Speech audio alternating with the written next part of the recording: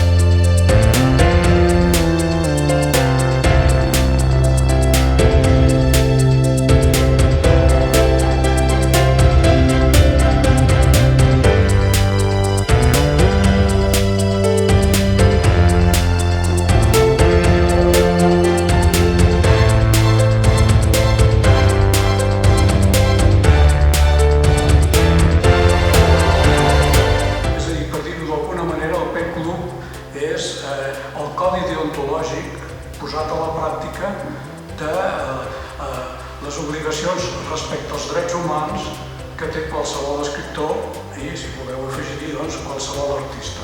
Li fa unes preguntes interrogatives a Heidegger, volent dir, qüestiono el que estàs fent. I llavors ell es posicionava al costat de Rimbaud i la Comuna, volent dir, hem de fer, diguem-ne, una mirada i prendre una posició.